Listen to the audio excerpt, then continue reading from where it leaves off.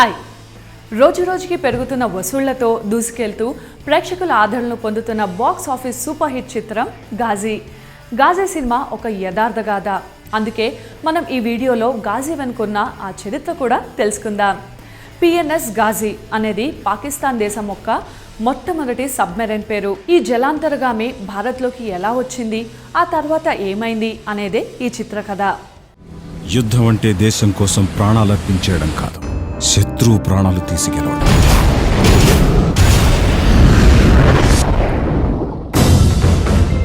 మనం ఇంటర్సెప్ట్ చేసిన Pakistan message decode అయింది సార్. వాళ్ళ target INS Vikrant. Pakistan navy మన దేశం పైన అఫెన్సివ్ మిషన్ లాంచ్ చేయడానికి ప్లాన్ చేసింది సార్. ఈ మిషన్ కోసం కరాచీ నుంచి సబ్మెరైన్ ఘాజీని పంపారు. రాణా దగ్గుబాటి బాహుబలి సినిమా తర్వాత నటించిన చిత్రం ఘాజీ. పీవీపీ సినిమా మరియు మ్యాట్నీ ఎంటర్టైన్మెంట్స్ బ్యానర్లో సంయుక్తంగా నిర్మించిన సినిమా ఘాజీ. ఈ సినిమాతో సంకల్ప్ రెడ్డి డైరెక్టర్గా పరిచయం అయ్యారు. రాణా దగ్గుబాటి, తాప్సీ, అతుల్ కులకర్ణి, కేకే మీనన్, ఓం పూరి తదితరులు నటీనటులు. ప్రొడ్యూసర్స్ అన్వేష్ రెడ్డి, వెంకటరమణరెడ్డి, ప్రసాద్ బి పొట్లూరి ఈ సినిమాని నిర్మించారు. లెఫ్టినెంట్ కమాండర్ అర్జున్ ఎక్కడ? ఎట్టి పరిస్థితుల్లో ఫస్ట్ అటాక్ మనం చేయకూడదు. కే అద్భుతమైన మ్యూజిక్ని ఈ సినిమాకు అందించారు. ఈ మూవీ షూటింగ్ ఎప్పుడు జరిగిందో, ఎక్కడ జరిగిందో, షూటింగ్ జరిగినన్ని రోజులు ఎవరూ పట్టించుకోలేదు. ఎప్పుడైతే ఫస్ట్ లుక్ వచ్చిందో అప్పటి నుంచి ఈ సినిమాపై అందరిలో ఆసక్తి పెరిగింది. ఈ టీజర్తో ఈ సినిమా చూడకపోతే ఏదో మిస్ అయిపోతామన్న ఫీలింగ్ కలిగింది. ఈ మూవీ తెలుగు, తమిళ్, హిందీ భాషలలో రిలీజ్ అవ్వడమే కాకుండా తెలుగులో ఈ మూవీకి మెగాస్టార్ చిరంజీవి వాయిస్ ఓవర్ని ఇచ్చారు. తమిళ్ వర్షన్కి గాను హీరో సూర్య వాయిస్ ఓవర్ని ఇచ్చారు. ఇక హిందీలో అయితే big B Amitabh Bachchan voice ఓవర్ని ఇచ్చారు. అసలు ఈ సినిమా విజయానికి మూల కారణమైన డైరెక్టర్ సంకల్ప్ రెడ్డి గురించి తెలుసుకుందాం. ఈ టైప్ సబ్మెరైన్ వార్ వంటి మూవీ చేయాలనే ఆలోచన అసలు అతనికి ఎందుకు వచ్చిందో ఇప్పుడు చూద్దాం. భారత్, పాకిస్తాన్ ఇప్పటి వరకు 4 యుద్ధాల్లో తలపడ్డాయి. కానీ అందరికీ తెలియని మరో పోరాటం విశాఖపట్నం తీర సమీపంలో జరిగింది. సముద్ర గర్భంలో. సంకల్ప్ రెడ్డి ఆస్ట్రేలియాలో మాస్టర్స్ ఆఫ్ ఫైన్ ఆర్ట్స్ చదివారు. అలా చదువుకునే రోజుల్లో కొన్ని షార్ట్ ఫిలిమ్స్ తీశారు. అతను ఇండియా వచ్చిన తర్వాత కూడా షార్ట్ ఫిలిమ్స్ తీశారు.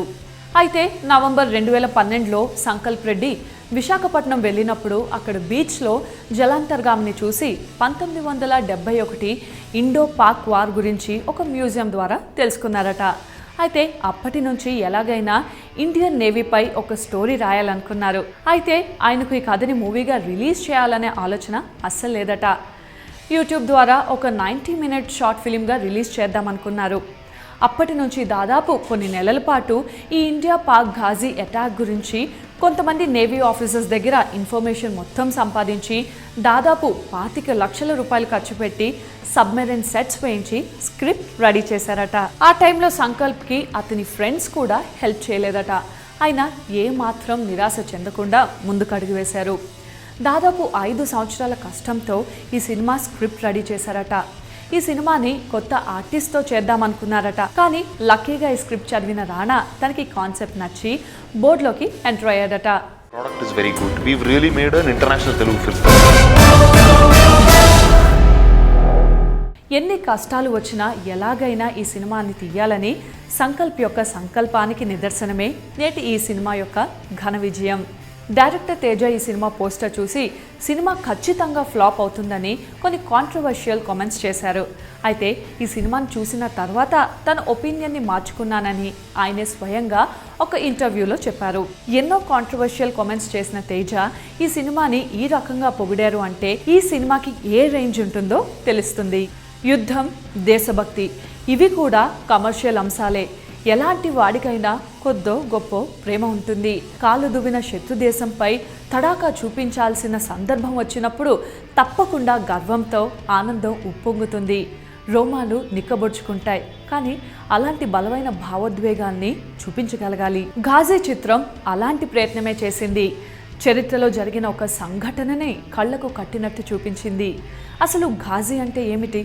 ఘాజీ అసలు పేరు ఏమిటి? ఘాజీ పాకిస్తాన్నేనా? ఏ ఇతర దేశం నుంచైనా కొనుగోలు చేశారా? ఇవన్నీ తెలియాలంటే ఒక్కసారి చరిత్రలోకి వెళ్లాల్సిందే. పిఎన్ఎస్ ఘాజీ పాకిస్తాన్ దేశం యొక్క మొట్టమొదటి సబ్మెరైన్ మరియు మొట్టమొదటిగా 1965 భారత్ పాకిస్తాన్ యుద్ధంలోనే ఉపయోగించబడింది. 1965లో జరిగిన భారత్ పాకిస్తాన్ యుద్ధంలో భారతదేశం యొక్క ప్రతిష్టాత్మకమైన submarine INS Vikrant. INS Vikrant వల్ల పాకిస్తాన్కి వచ్చే ముప్పుని పసిగట్టడానికి శత్రు దేశమైన పాకిస్తాన్ ప్రయోగించిన బ్రహ్మాస్త్రం పేరు పిఎన్ఎస్ ఘాజీ. వాస్తవానికి పిఎన్ఎస్ ఘాజీని అమెరికా నుంచి కొనుగోలు చేసింది పాకిస్తాన్ ఈ ఘాజీని కొనుగోలు చేయకముందు అమెరికా నేవీ ఈ ఘాజీని వరల్డ్ వార్ IIలో ఉపయోగించింది. ఘాజీ అసలు పేరు USS డియాబ్లో. ఘాజీని అమెరికాలోని పోర్ట్స్మౌత్ నావల్ షిప్ యార్డ్ తయారు చేసింది. పాకిస్తాన్ ఈ ఘాజీని అమెరికా దగ్గర నుండి 10 కోట్లకు కొనుగోలు చేసి దానికి పిఎన్ఎస్ ఘాజీగా నామకరణం చేసింది. ఘాజీ అనే టైటిల్ రానా గారు ఇచ్చారు. రానా గారు, KK Menon and other actors ఎప్పుడైతే వచ్చిండ్రో that was very exciting moment for me. Like I knew this film will reach beyond borders. 1971లో భారత్ పాకిస్తాన్ల మధ్య ఉద్రిక్తమైన వాతావరణం ఉన్న సమయంలో భారత్ను ఎలాగైనా దెబ్బతీయాలన్న కసితో ఉన్న పాకిస్తాన్ మన దేశ నౌక దళాన్ని మరియు ఆయుధం లాంటి ఐఎన్ఎస్ విక్రాంత్ను నాశనం చేయడమే లక్ష్యంగా చేసుకొని పాకిస్తాన్ దేశం పిఎన్ఎస్ ఘాజీని రహస్యంగా నవంబర్ 14న కరాచీ నుంచి బంగాళాఖాతంలోకి పంపించింది. ఈ సమాచారం తెలియగానే అప్పట్లో Indian navy command in chief N Krishnan మన జలాంతర్గామి ఐఎన్ఎస్ విక్రాంత్ను అండమాన్ ఐలాండ్స్ దగ్గర ఉన్న పోర్ట్ ఎక్స్రేలో దాచి ఉంచారు. తర్వాత మరొక జలాంతర్గామి ఐఎన్ఎస్ రాజ్పుట్ను రంగంలోకి దింపారు.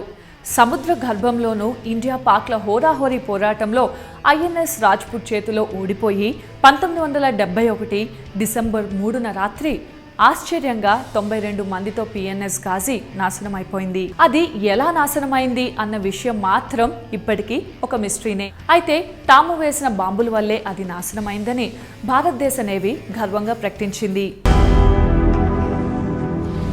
యుద్ధం అంటే దేశం కోసం ప్రాణాలర్పించేయడం కాదు, శత్రువు ప్రాణాలు తీసుకెళ్ళడం. ఐఎన్ఎస్ విక్రాంత్. పాకిస్తాన్ నేవీ మన దేశం పైన అఫెన్సివ్ మిషన్ లాంచ్ చేయడానికి ప్లాన్ చేసింది సార్. ఇక ఘాజీ కథలోకి వెళ్తే 1971లో ఇండియన్ సబ్మెరైన్ S-21కి పాకిస్తాన్ జలాంతర్గామి ఘాజీకి మధ్య సముద్రం అడుగున జరిగే యుద్ధం ఈ కథ. Lieutenant commander Arjun Rana, captain Ranveer Singh 18 రోజుల పాటు నీటిలోనే జరిపిన పోరాటంలో పాకిస్తాన్ జలాంతర్గామి ఘాజీని ఎలా మట్టి కల్పించారు అనేది తెలియాలంటే మీరు ఈ సినిమా చూడాల్సిందే.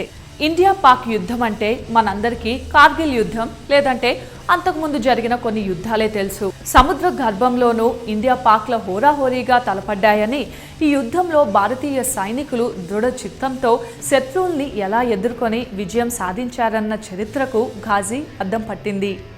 ఈ సినిమాలో దాదాపు 90% సన్నివేశాలు కేవలం సబ్మెరైన్లోనే తీశారు. కంటికి సబ్మెరైన్ తప్ప ఇంకేం కనిపించదు. అయినా సరే మనకు ఎక్కడా విసుగనిపించదు. మన దేశం పాకిస్తాన్పై విజయం సాధిస్తుందన్న సంగతి తొలి సన్నివేశాల్లోనే అర్థమైపోతుంది. కానీ ఎలా అనే ఆసక్తి ప్రేక్షకుల్లో కలిగించడంలో డైరెక్టర్ సఫలీకృతమయ్యాడు. దేశభక్తి నేపథ్యంలో సాగే చిత్రంలో ప్రేక్షకులను కనెక్ట్ చేయడం తప్పనిసరి. అప్పుడే తెరపై ప్రధాన పాత్రలు ఎంత భావోద్వేగాలను రగిలిపోతాయో ప్రేక్షకుల్లోనూ అలాంటి స్పందనే కలుగుతుంది. ఈ విషయంలోనూ డైరెక్టర్ విజయం సాధించారు. శత్రువుల నుంచి మన సబ్మెరైన్ను కాపాడుకునే సందర్భంలో ఘాజీని మట్టు పెట్టినప్పుడు ప్రతి ప్రేక్షకుడు మనసులో జై హింద్ అనుకోకుండా ఉండలేడేమో. అతి తక్కువ పాత్రలతో యుద్ధం అనే ఒక లైన్తో 2 గంటలు కూర్చోపెట్టడం పట్టు సడలని స్క్రీన్ ప్లేతోనే సాధ్యమవుతుంది. అక్కడక్కడ నేవీకి సంబంధించిన సాంకేతిక పదాలు అర్థం చేసుకోవడానికి కాస్త సమయం పడుతుంది. అలా మనం కథలోని వాతావరణానికి ఇన్వాల్వ్ అయిన తర్వాత శుభం కార్డ్ పడే వరకు తెరపై నుంచి చూపు మార్చుకోకుండా చేయడంలో విజయవంతమైనది ఈ చిత్ర బృందం. లెఫ్టినెంట్ కమాండర్ అర్జున్ ఇక్కడ. ఎట్టి పరిస్థితుల్లో ఫస్ట్ అటాక్ మనం చేయకూడదు. నటీనటులు, సాంకేతిక నిపుణుల విషయానికి వస్తే ఈ సినిమాలోని పాత్రలు తప్ప పాత్రధారులు ఎవరూ కనిపించరనే చెప్పాలి. రాణా ఈ కథకి ఈ పాత్రని ఏది కోరి ఎందుకు చేశాడో ఈ సినిమాను చూస్తే అర్థమవుతుంది. కేకే మీనన్ ఈ పాత్రకు సరిగ్గా సరిపోయారు. తాప్సీ పాత్రకు పూర్తి ప్రాధాన్యం లేదు. కే అందించిన నేపథ్య సంగీతం ఈ చిత్రానికి ప్రాణం పోసింది. మనం కూడా నీటిలో ఉన్నామేమో అనే భావన కలిగిస్తుంది. మరి కెమెరా పనితనం గురించి ఎంత చెప్పినా తక్కువ అవుతుంది. విజువల్ ఎఫెక్ట్స్కి ఎక్కువ ప్రాధాన్యత ఉన్న చిత్రమే అయినా సబ్మెరైన్ సెట్లో కెమెరా పరుగులు పెట్టించారు. మరి సంకల్ప్ ఆలోచన, అతని స్క్రీన్ ప్లే ఘాజీని మర్చిపోలేని చిత్రంగా మలిచారు. మరోపక్క ఈ మూవీ చూసిన ప్రముఖ దర్శకులు ఎస్ఎస్ రాజమౌళి, కొరటాల శివ, తేజ, క్రిష్, మారుతి మరియు సమంత, సుమంత్, రవితేజ వంటి పాపులర్ సెలబ్రిటీస్ ఘాజీ బృందంపై ప్రశంసల జల్లు కురిపించారు. DOP Madhigaru is the biggest asset to this film. It was very comfortable. We almost like friends, even though he's much older than me. First when I started CG, there were only 40-50 shots in the entire film. PVP production and Matt Entertainment రాకము CG increase చేసుకో చాలా increase అంటే then we almost added 700 shots.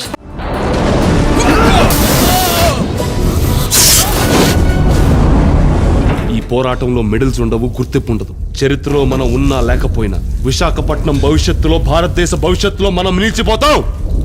జై హింద్! జై హింద్! హిందీలో ఈ movie rights Karan Johar కొనుగోలు చేయడం ఈ చిత్రంపై అప్పటి వరకు ఉన్న అంచనాలను అమాంతం పెంచేస్తే, ఇక కలెక్షన్ విషయానికి వస్తే ఈ సినిమా ఫిబ్రవరి 17, 2017న రిలీజ్ అయింది.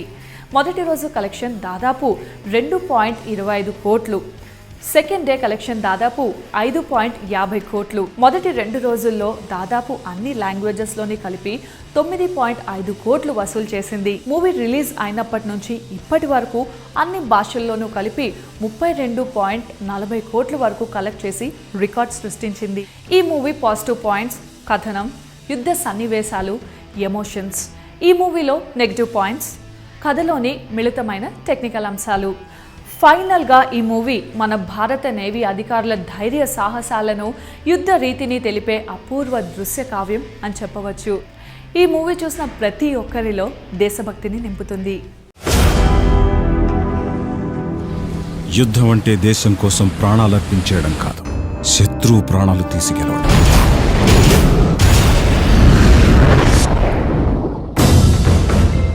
మనం ఇంటర్సెప్ట్ చేసిన పాకిస్తాన్ మెసేజ్ డీకోడ్ అయింది సార్. వాళ్ళ target INS Vikrant. Pakistan navy మన దేశం పైన అఫెన్సివ్ మిషన్ లాంచ్ చేయడానికి ప్లాన్ చేసింది సార్. ఈ మిషన్ కోసం కరాచీ నుంచి సబ్మెరైన్ ఘాజీని పంపారు. లెఫ్టినెంట్ కమాండర్ అర్జున్ ఎక్కడ? ఎట్టి పరిస్థితుల్లో ఫస్ట్ అటాక్ మనం చేయకూడదు. హాఫ్ అహెడ్ టు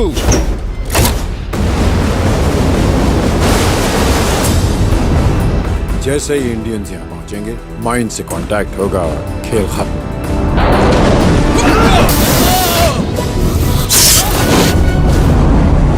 ఈ పోరాటంలో మెడల్స్ ఉండవు, గుర్తింపు ఉండదు. చరిత్రలో మనం ఉన్నా లేకపోయినా విశాఖపట్నం భవిష్యత్తులో, భారతదేశ భవిష్యత్తులో మనం నిలిచిపోతాం. జై హింద్! జై హింద్!